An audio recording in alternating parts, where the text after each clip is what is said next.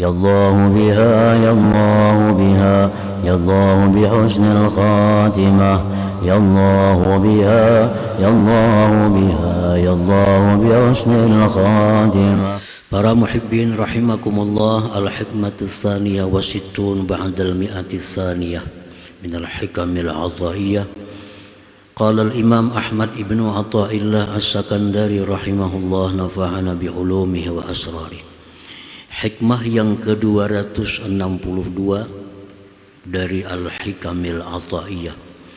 Berkata Imam Ahmad ibnu Athaillah as-Sakandari rahimahullah, nafa'ana bi ulumihi wa asrari.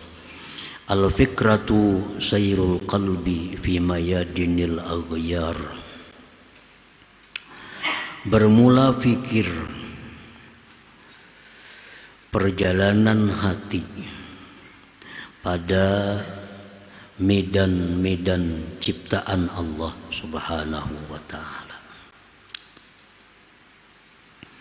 Al-fikratul lati alzamaha al-'abdu wa hudda 'alayha hiya sayrul qalbi bi makhluqatillahi ta'ala wa masnu'atih. Bermula tafakkur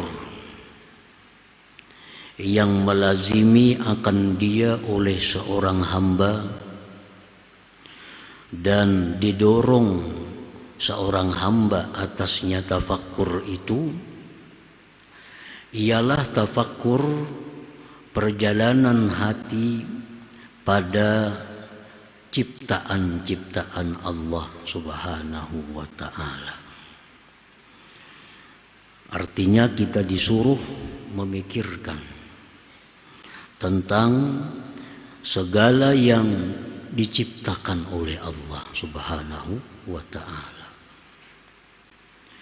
Tafakkur yang demikian itulah yang kita dianjurkan, bahkan diperintahkan di dalam Al-Quran maupun hadis-hadis Rasulullah sallallahu alaihi wasallam. Wa ammal fikratu bi dzatillahi ta'ala fala sabila ilaiha.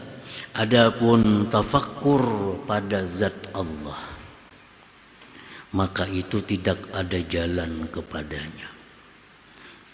Tafakkur tentang zat Allah itu kita kada disuruh, bahkan dilarang. Dilarang kita menjalankan hati kita memikirkan bagaimana Allah itu. Nah, itu dilarang. Yang diperintahkan kita tafakkur tentang ciptaan-ciptaannya. Para muhibbin rahimakumullah.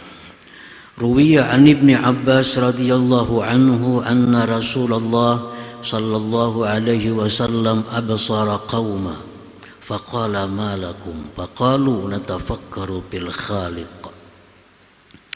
Rasulullah sallallahu alaihi wasallam melihat sekelompok orang.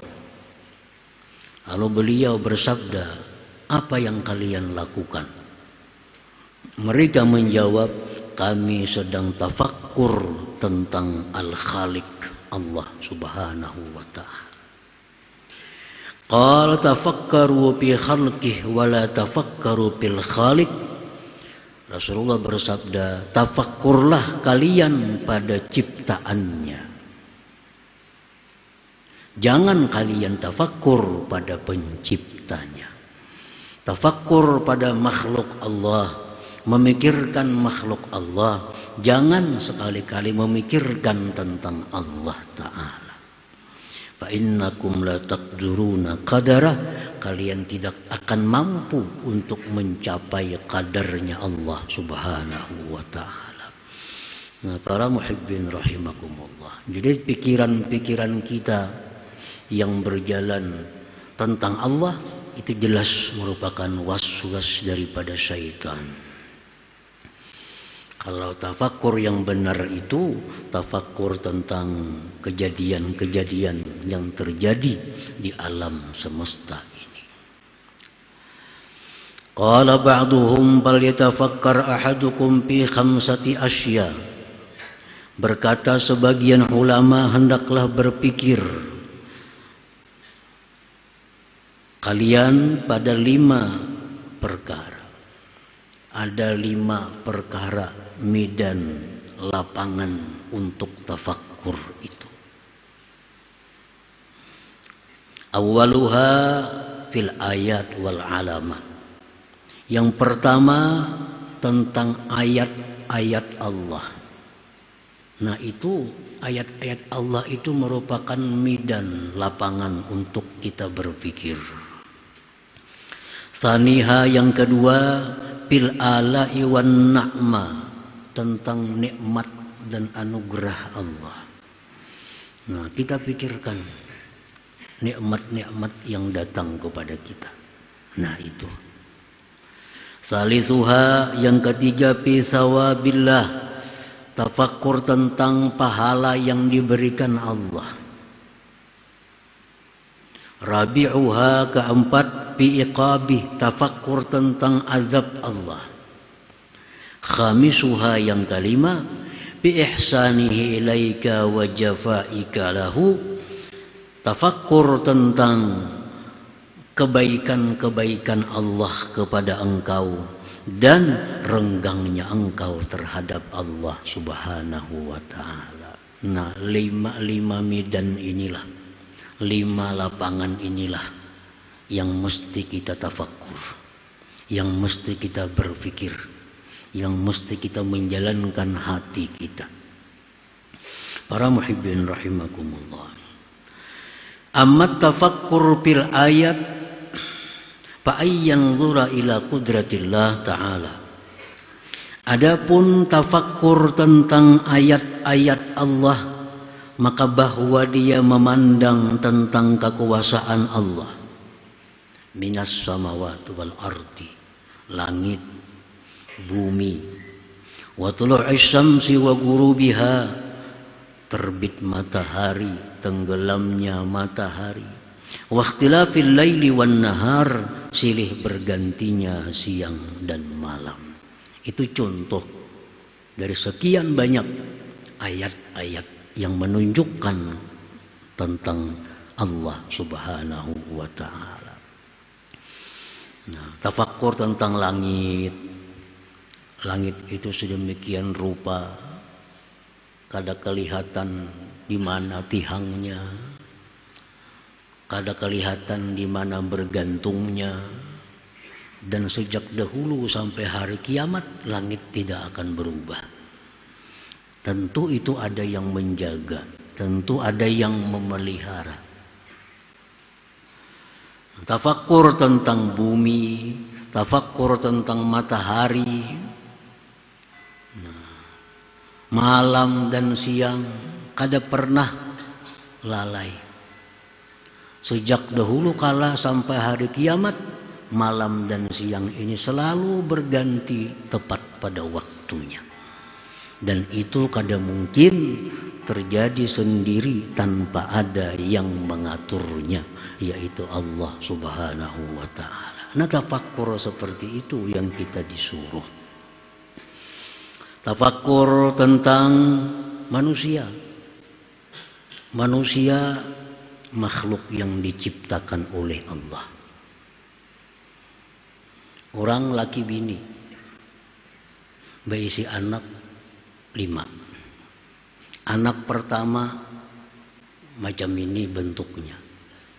Anak yang kedua kada sama rupanya, kulitnya, tinggi rendahnya. Anak ketiga lain lagi. Anak keempat lain lagi. Anak kelima lain lagi. Padahal laki bininya sama, itu aja orangnya. Tuangannya kada lain itu juga. Kenapa nang kalau warni belai lain? Nah, laki-lakinya itu juga, bininya itu juga. Kenapa breaknya sama? Kenapa keluarnya lain-lain? Nah itu menunjukkan kuasa Allah subhanahu wa ta'ala. Jakaluan kita ulah wadah bingka misal. Bahannya ini, nama ulah ini, tuangannya ini, 1000 kayak itu bang sudah bingka. Tapi ini manusia bikinan Allah subhanahu wa ta'ala. Nah kita tafakkur yang demikian itu. Disuruh kita memikirkan yang demikian itu. At-tafakkuru fi dzalik yurisu yaqinan wa ma'rifatan. Tafakkur pada yang demikian tadi itu membuat kita tambah yakin tentang adanya Allah, tentang adanya Tuhan yang mempunyai sifat-sifat kebesaran, kekuasaan, dan itu akan membuahkan ma'rifat kita kepada Allah Subhanahu wa taala. Karena kuncinya ma'rifat itu adalah tafakkur. Tafakkur. Para muhibbin rahimakumullah. Setiap kita memikirkan tentang keindahan, keajaiban makhluk Allah, itu akan mengingatkan kita kepada kehebatan kekuasaan Allah Subhanahu wa taala, menambah keyakinan kita. Wa amma tafakkuru fil ala wan na'ma kal amni was sihhati wal afiyah wa ghairiha zahira wa batina. Adapun tafakkur tentang nikmat seperti keamanan. Nah, kita ini aman. Aman kita. Menuntut ilmu aman, beribadah aman, berusaha aman. Coba orang di negeri-negeri lain, guring ketakutan, siang ketakutan, di sana sini peluru, ada bom. Nah, kita di sini aman. Nah, itu nikmat Allah. Wasihati sihat, wal afiat sihat batin. Itu yang zahir. Belum lagi nikmat yang diberikan Tuhan berupa hidayah. Kita bisa sembahyang, kita bisa menuntut ilmu, kita jadi orang muslim, jadi orang yang beriman. Nikmat-nikmat ini nikmat yang sangat mahal di sisi Allah, yang Allah hanya berikan itu kepada orang-orang yang dicintai oleh Allah. Nah, dari sekian miliar manusia di dunia ini, hanya kada banyak yang diberikan nikmat iman Islam itu. Nah, yang termasuk dapat nikmat iman itu adalah kita. Dapat nikmat Islam kita. Dapat nikmat ilmu kita. Banyak orang-orang lain yang kada diberi Allah nikmat ilmu, padahal beriman, berislam, cuma kada tahu buka hati nuntut ilmu. Nah, itu mesti dipikirkan. Tafakkur tentang demikian. At-tafakkur fi dzalik yurisu syukra wal mahabbah. Berpikir kepada yang demikian itu akan membuahkan syukur kepada Allah dan cinta kepada Allah. Nah, karena hati kita ini punya tabiat mencintai orang yang berbuat baik kepada kita. Nah, jadi Allah memberikan nikmat sedemikian rupa kepada kita, yang kita kadang-kadang kada ingat minta, diberi Tuhan. Padahal perlu, nah diberi Tuhan. Nah, itu bagian dari midan atau lapangan tafakur, supaya kita bersyukur kepada Allah dan cinta kepada Allah Subhanahu wa ta'ala. Wa amma tafakkuru fi sawabillahi ta'ala, adapun tafakkur tentang pahala Allah, kal jannati wa na'imiha, seperti surga dan kenikmatannya. Nah, surga itu sudah kada kau dibayangkan keindahannya, kenikmatannya, kemewahannya, kada pernah kita lihat di alam dunia ini. Kayak apa ranjang surga itu kada biasa kita lihat. Seindah apapun dalam dunia, lebih indah lagi di alam surga itu. Dan kita tahu bahwa surga itu disediakan Allah untuk orang yang takwa. Uiddat lil muttaqin. Surga itu disediakan untuk orang-orang yang takwa kepada Allah. Orang yang takwa kepada Allah itu yang benar berharap surga. Amun kita kada takwa berharap surga, itu ngarannya baangan-angan. Baangan-angan. Orang baangan-angan tuh becari kada, berusaha kada, mengharap duit datang di langit guguran. Itu baangan-angan ngarannya. Kalau kita bertani, bertanam, mencangkul, memupuk, berharap panen, nah itu ngarannya berharap. Nah demikian surga itu Allah sediakan untuk orang yang takwa. Kalau kita kada takwa, jangan berharap surga. Karena Allah sudah menentukan surga disediakan untuk orang yang takwa. Yang takwa itulah yang boleh berharap surga. Kalau orang-orang yang kada takwa berharap surga, itu ngarannya amani, angan-angan belaka. Kada ada harapan artinya. Boleh dikatakan kada ada harapan. Nah jadi apabila tafakkur tentang surga, tafakkur tentang kenikmatan Allah di dalam surga itu yang diberikannya kepada orang-orang yang di dunia menjunjung perintahnya, menjauhi larangannya, yurisu quwwatan wa nasyatan fi ta'ati rabbi, itu akan membuahkan kekuatan dan semangat untuk taat kepada Allah Subhanahu wa ta'ala. Nah, Al-Quranul Karim banyak ayat-ayat yang memberikan harapan-harapan. Orang yang beriman, sembahyang ini surga. Hadis Nabi pun, orang yang melakukan sembahyang ini demikian surga. Nah itu bila kita tafakkur tentang hadis-hadis Rasulullah itu, tafakkur tentang ayat-ayat Al-Quran yang bicara tentang surga, itu akan membuahkan kita kekuatan, semangat untuk taat kepada Allah Subhanahu wa ta'ala. Jadi tafakkur yang benar-benar tafakkur itu tafakkur yang membuahkan hasil.